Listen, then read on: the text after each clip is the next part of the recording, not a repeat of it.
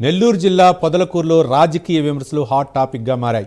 రమణారెడ్డి కాలనీలో నిర్వహించిన 2 ఏళ్ల నమ్మకం, అభివృద్ధి, సంక్షేమం, నేతన్నల ఆశాజ్యోతి కార్యక్రమంలో పాల్గొన్న ఎమ్మెల్యే సోమిరెడ్డి చంద్రమోహన్ రెడ్డి వైసీపీ నేతలపై ఆయన తీవ్రస్థాయిలో విమర్శలు చేశారు.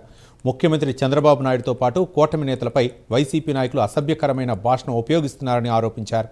గత 5 ఏళ్లలో సాగునీటి కాలువల పనులు, సూపర్ స్పెషాలిటీ ఆసుపత్రి, డయాలసిస్ కేంద్రాలు, తాగునీటి ప్లాంట్లను ఎందుకు పట్టించుకోలేదో ప్రజలు వైసీపీ నేతలను ప్రశ్నించాలని పిలుపునిచ్చారు. నారా లోకేష్ చొరవతో మెగా డిఎస్సి ద్వారా 16,400 మందికి ఉద్యోగాలు కల్పించామని తెలిపారు. రాబోయే నవంబర్, డిసెంబర్లో మరిన్ని ఉద్యోగాలకు నోటిఫికేషన్లు ఇస్తామన్నారు సోమిరెడ్డి చంద్రమోహన్ రెడ్డి. వైసీపీ నాయకులు ఎవరైనా నీచమైన భాష వాడుతున్నారా, ఇతను వాడే భాష వాడుతున్నారా విమర్శించుకుంటారు.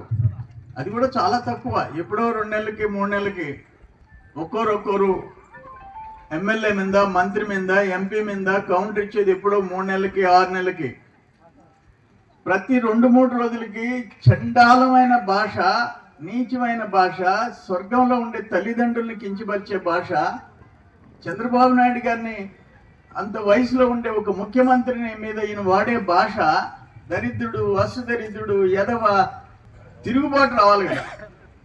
మైనస్ వచ్చినా, ఓడిపోయినా మీ తరఫున నిలబడ్డ వాళ్ళకి ఎందుకుంటుంది ఉత్సాహం? ఎందుకుంటుంది? పనిచేయాలా, వాళ్ళ కోసం పనిచేయాలా, వాళ్ళ కోసం పనిచేయాలని. కానీ నాకుంది నా కర్మ, ఆ పిచ్చి. ఓడిపోయినా గెలిచినా, వాళ్ళు ఓట్లు వ్యతిరేకంగా కుమ్మినా వాళ్ళకెట్ట సాయం చేయాలని చెప్పేసి అనుకుంటాం. అలవాటు నాకుంది. అందుకని ప్రజల్లో మార్పు రావాలని